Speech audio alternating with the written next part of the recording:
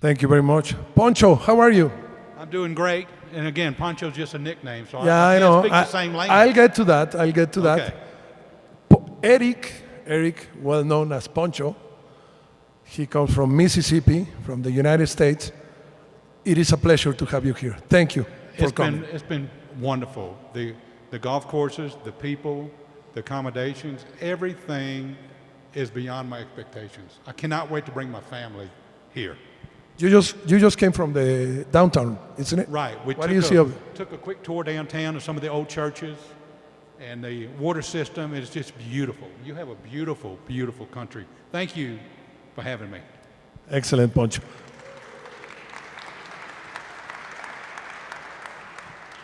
Poncho here, I'm gonna read some questions, and you can talk about it over them. So, Okay. let's start. I would like to start. Where are you from? How was your childhood? Where are your parents? Sure. How was your family life? Sure, okay. So I was born in a little town named New Orleans, Louisiana, and we moved a little bit north to a little town named Picayune, Mississippi. I have 3 brothers and a sister, and I kind of look at our life as like a fuel tank. Empty, quarter of a tank, half a tank, 3/4, and full. And I look at the half a tank as like a grown-up middle class, maybe. Full tank, maybe you were rich, and then empty, very poor. I look at us, we grew up about around a quarter of a tank of gas. So we were nowhere middle class, we wasn't poor, but my dad worked really hard, so we'd have nice things. And so I had a good, very loving family growing up, very supportive.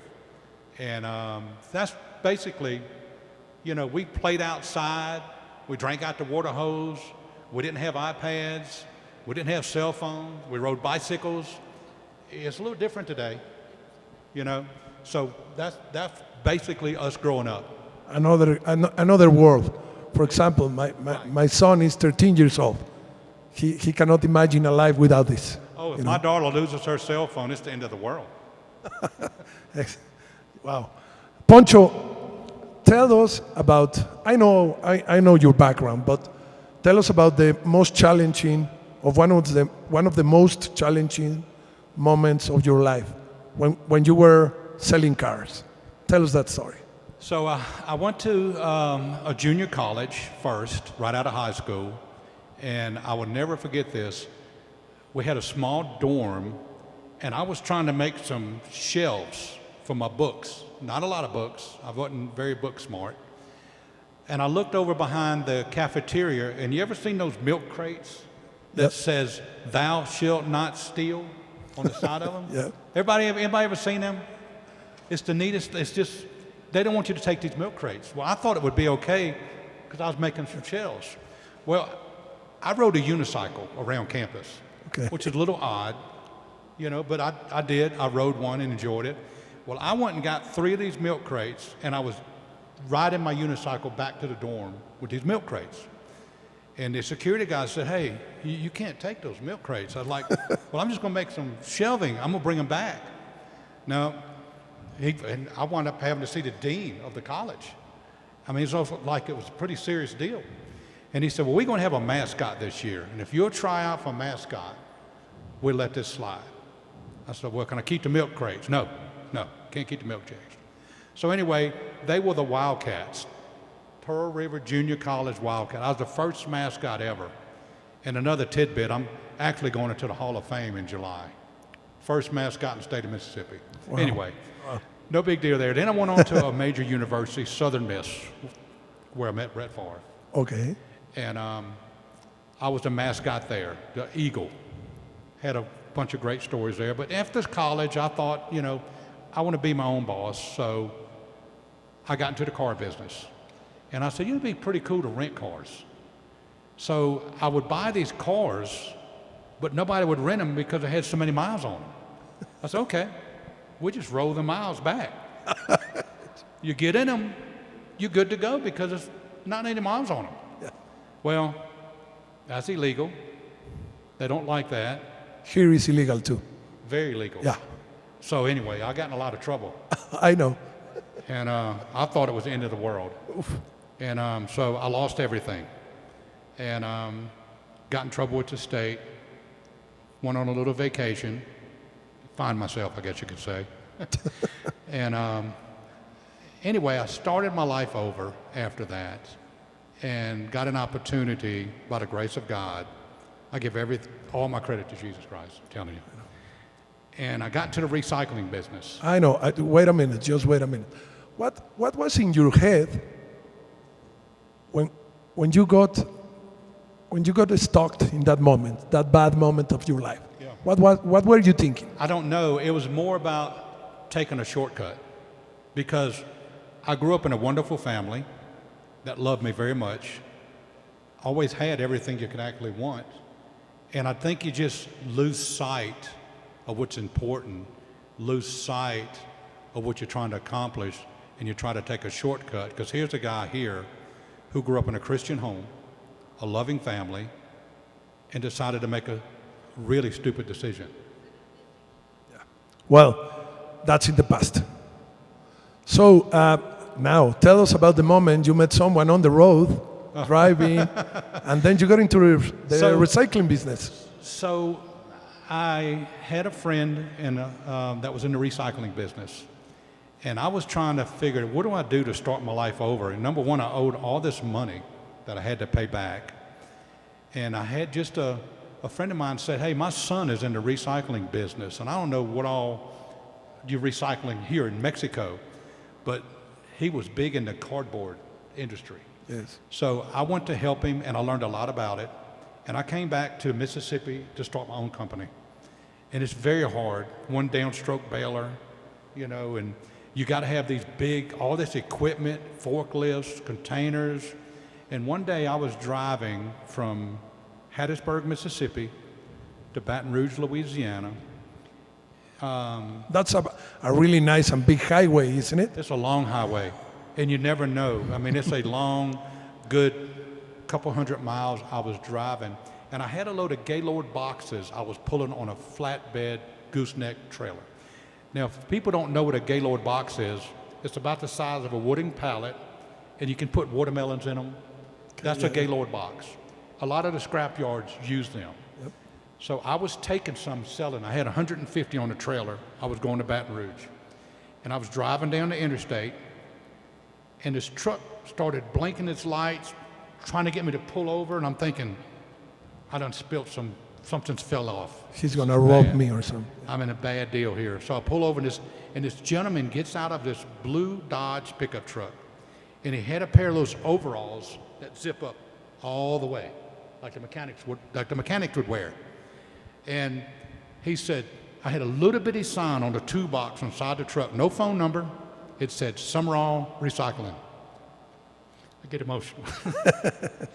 I know. Son, you're in the recycling business? I said, trying to be. Trying to be. Take your time. And he said, follow me into Walker. I want to show you something. I'm like, man, I'm not following this guy. He said, I'm serious. I want you to follow me. I had one of those cell phones that was gray. It was real big. Looked like a shoebox. Yeah. Y'all remember those? A little bitty antenna? Looked like a shoebox. And I said, I need to call my wife and tell her what's going on because she would never see me again. And I'm thinking, but it's going to cost me about $25 to call her. Cell phones wasn't cheap back then. I'm going to call her. I said, look, honey, I'm following this truck. This is the tag number. If you never see me again, I don't know where I'm going. This guy had a Kwanzaa hut, huge building, 2-ram baler, forklifts, containers. I mean, it was several $1 million of equipment. It was mothballed. It was just spider webs. And this gentleman put this guy in business, and the guy was stealing from him. So he went there and shut the whole place down. He said, I need to sell all this stuff. And I started laughing. I said, you talking to the wrong person. I couldn't even hardly make this phone call today. He said, well, go deliver your boxes and come back. So I did that, came back. He and I talked, and he was willing to say, what could you use in here right now? And I'm telling y'all, this is a true story. So help me. This was God interfering in my life. An angel. No, He sent you an it's angel. unbelievable. So I don't tell this much. I get emotional. So anyway, we worked a deal. He financed a lot of it for me. I got what I needed from him. I would pay him.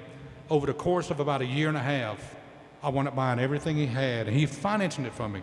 And it propelled my business by probably 10 to 12 years. I never forget this. And it just may take a little side, but I've got to tell you this story he told me. We were sitting there one day talking. Does anybody know who John Wayne is? You remember John Wayne, Western John Wayne? Yeah. You do? Well, I do. They called him the Duke. Well, he owned this big equipment company, and they would use the cranes to put the lighting up. They were filming a movie there where we were sitting. And he says, and this guy was a great guy. His name's Bill Walker. He said they were filming a movie, and a horse was jumping. And something happened. The horse got killed. And even like today, they had to investigate it. They shut the movie down, and then they had to shut it down again. I said, why? He said, well, they couldn't find his rifle. John Wayne laid his rifle next to the tree. And I said, did they ever find it? He said, no, you want to see it? Anyway, he did tell me that, I promise. So anyway, get back to the story. I wound up buying everything from him over the course of a pretty good bit of time, and he calls me. He says, Poncho, best I can tell, you owe me still about $70,000. He said, if you can gather up $50,000, I'd like to let's settle this. I've got some health issues. I said, no, sir, I'm going to come up with the $70,000. My wife and I drove to Baton Rouge, and he was dying of cancer. Yeah. Never forget it. Anyway. Take your time. Changed my life. And anyway, he was a wonderful man, and that's just how things happen, you know. So the business grew and grew, and how big is your business? I'm sorry? How big is your business? I was doing, I don't know. Just letting them know. I had 100. Like, I had over 100 from nothing. employees. Yeah. I had over 100 employees, millions and millions of dollars in sales, and I get a phone call. This company wanting to buy it, and I'm thinking, somebody wants to buy my business? I never thought. Why would I didn't. It wasn't like it was a big trucking company and all these contracts, but I was in 3 states, and when you own your own business, in my opinion, like a business I had, to retire, you only have what you acquire, right? So I was building warehouses and making some investments to retire, and they came to me and offered me this ridiculous amount of money, and this was 2000 and at the end of 2008, early 2009, it was more money than I ever felt like I'd see in my lifetime. And I agreed to sell it, and I backed out because it was like my child. I'm like, I can't do it. I'm not going to sell it. In 2009, the market crashed, if you remember, and I looked like an idiot.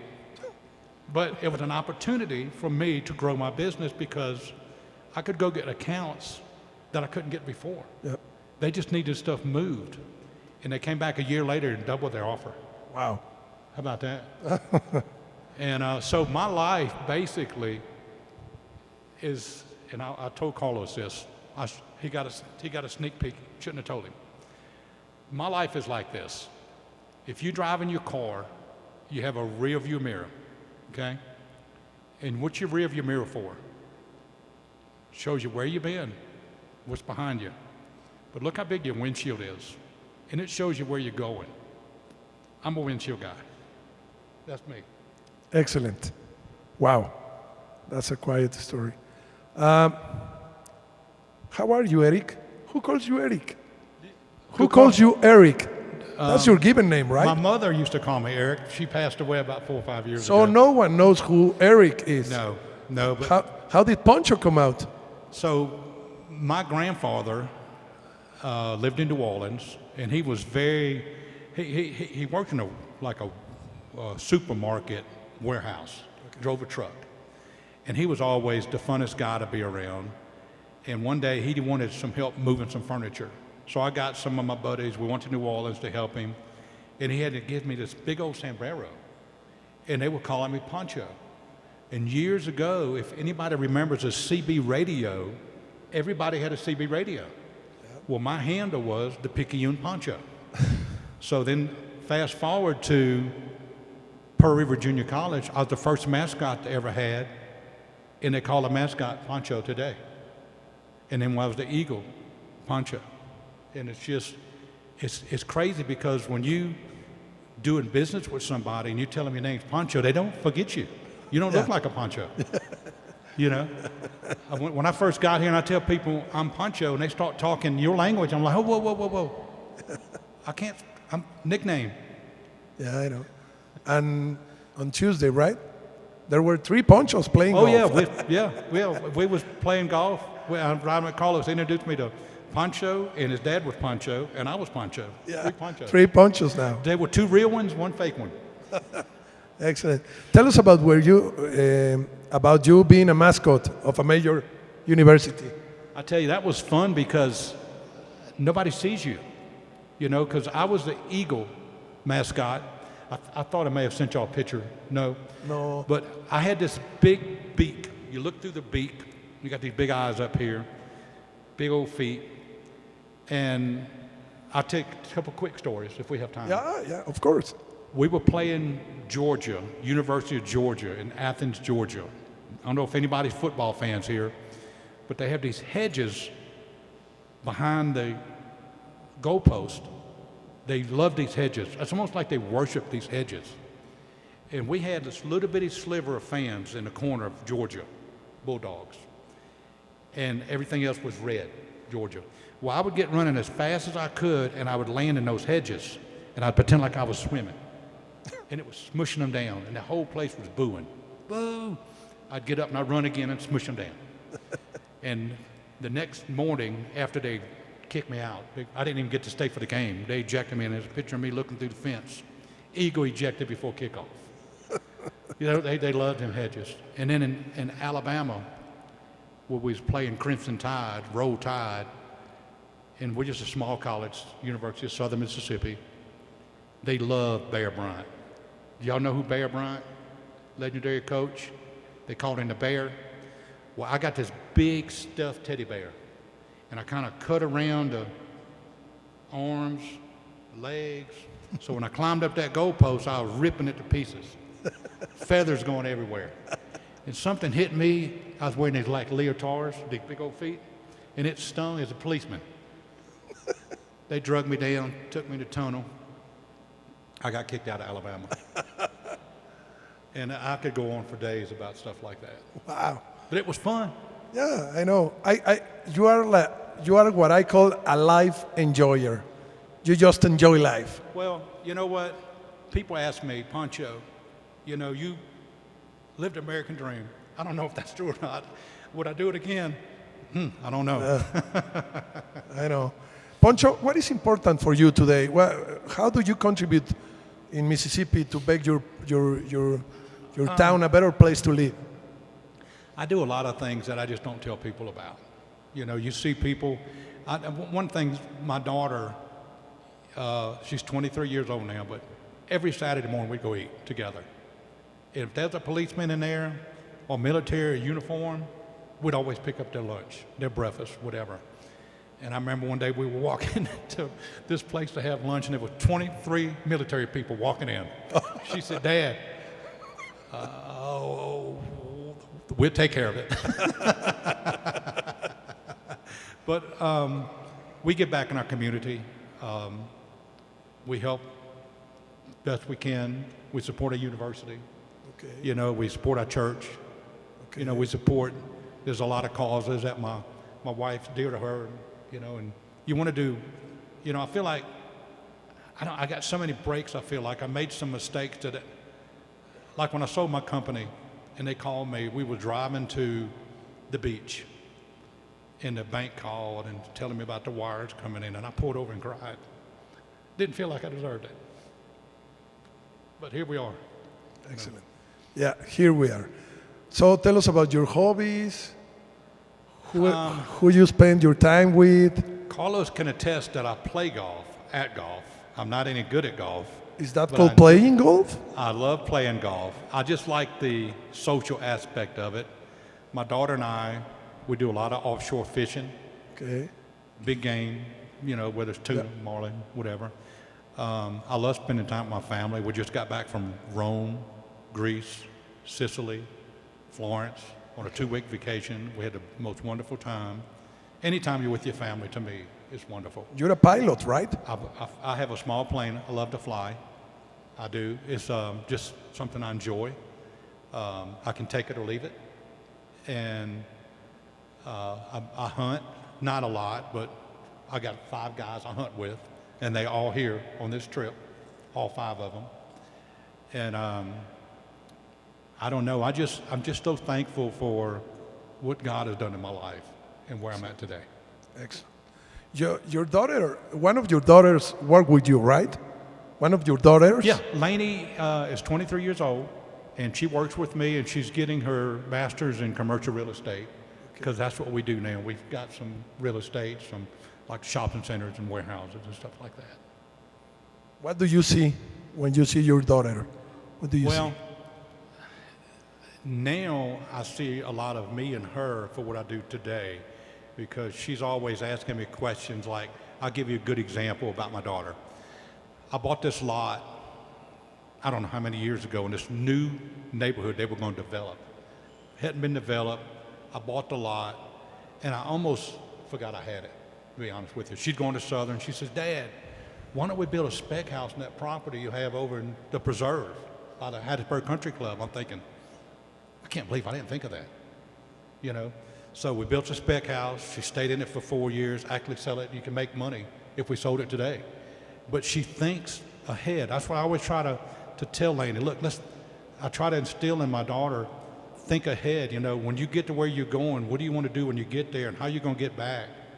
And you can use that in life all the time. And so I do see a lot of her in me now. Okay. What about your other daughter? So my other daughter, Kelsey's 34, I think. I hope she's not watching, because I don't know exactly. And she has a little girl who's precious. She's 5 years old now, and her husband, good guy. Kelsey worked for me for a few years as well. And she had an opportunity to take another job, something she could really grow in. And because at this time, I'm kind of winding down after I sold the recycle side of it. I got my, property investments and stuff like that. But she lives in Hattiesburg as well. We get to see her all the time. And so family's great. I couldn't take nothing for it. Wow. Have you regret anything you have done in your life? Well, I think I probably wouldn't be the only person here with regrets. Yes, there's several, the shortcuts that I took. I hate that I've done that. I wish I would have spent more time with my mom before she passed away. I think that we could probably go through the room and fill the stage up with regrets, and I think the best thing to do is learn from them, think about them, and try not to do that. Try not to, try to spend more time with your family, try to be more honest with yourself. Try not to be someone you're not, and I think that's what really got me in most of my trouble, is keeping up with the Joneses and not being honest with myself and people around me. Do you have someone to talk about when you feel like you're losing it, like you're not doing well, or a really true friend or something? Yeah, I've got some group of good friends that we talk about. We bounce things off with each other. When we travel, you feel like you're going hunting. Like when I go off with my daughter, she may think it's fishing, but to me it's way more than that. So, and I've got my buddies now that we are very close. We can talk about anything. I mean, anything. And to me, it means a lot that you can be honest with someone. And again, I'm not a great speaker, and I'm sorry, I still get emotional, but it's just real. Okay. Excellent. What would you tell to the young people that is in a kind of lost and don't know what to do with their lives? Some of them are trying to start a business. Some of them are like maybe working in a place. They go from 8 a.m. till 5 p.m. just doing the same every day. What would you tell them? How would you inspire Well, the them? thing about me is, and you can do this in anything you do, I would never, ever, would I take no for an answer, or would I give up on something I was thinking about doing. It has not always been easy for me. You know, I've had the door slammed in my face, but I've always went out with a positive attitude and doing everything I can to make my best or the best out of a situation. And I think anybody that doesn't know what they want to do, what do you like to do? Do things you enjoy, you know? And I've talked to just so many people who, you know, whether it's just they decide to start a t-shirt company in their garage, you know, it's just something that I never felt like I would fail, or maybe I was too dumb to realize I could fail in my recycling business, because when I would go into a big business and say, hey, I'd like to meet with whoever handles your recycling, and I was very forceful about it in a nice way. Well, they thought I was from some kind of commission with the government, and they went and got them real quick. And I was right in front of the recycling people, you know, so it was pretty funny. But just always just believe in yourself and don't give up, you know, and I just never would take no for an answer. I would not give up, you know, because it's not always been easy for none of us.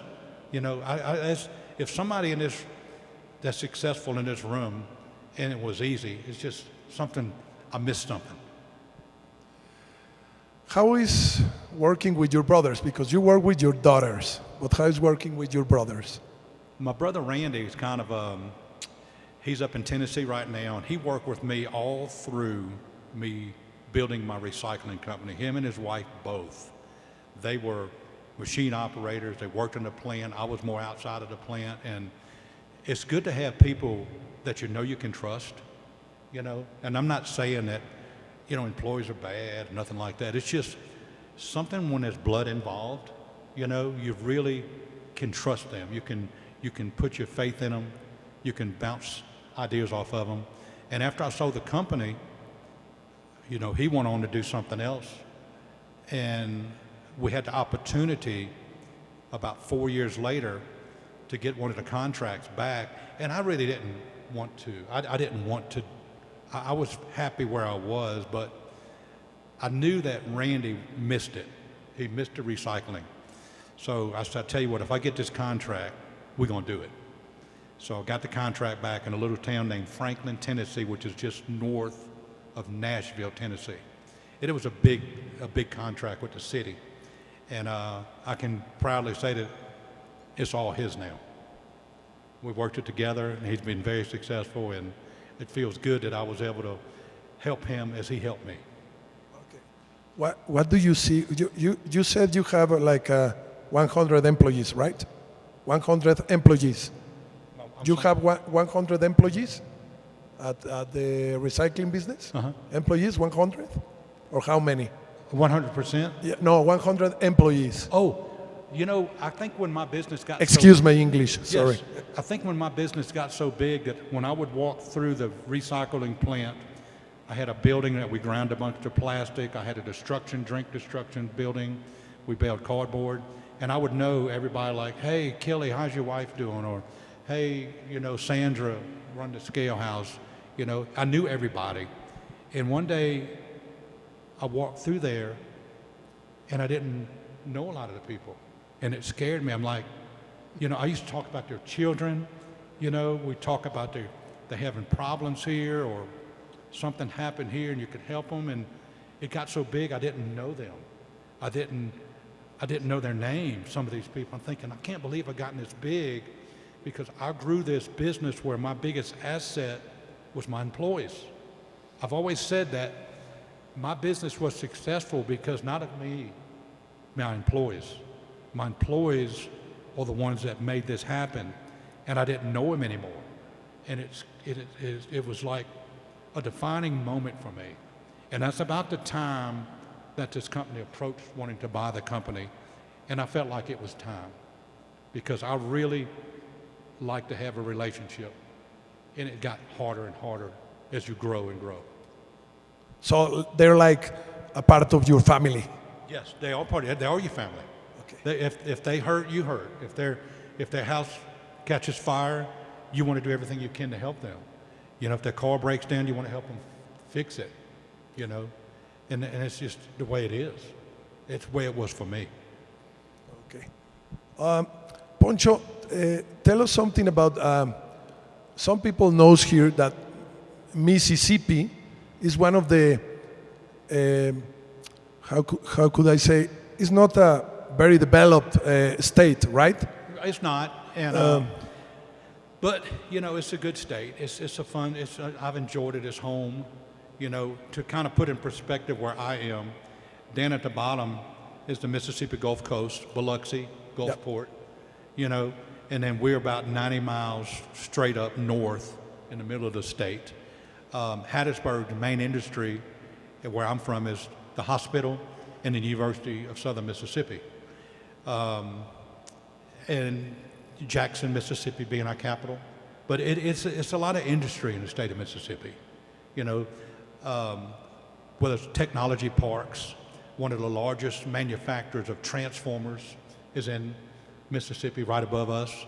They've got 2 plants right here in Mexico. They're huge. So it's a big farming state too. Okay.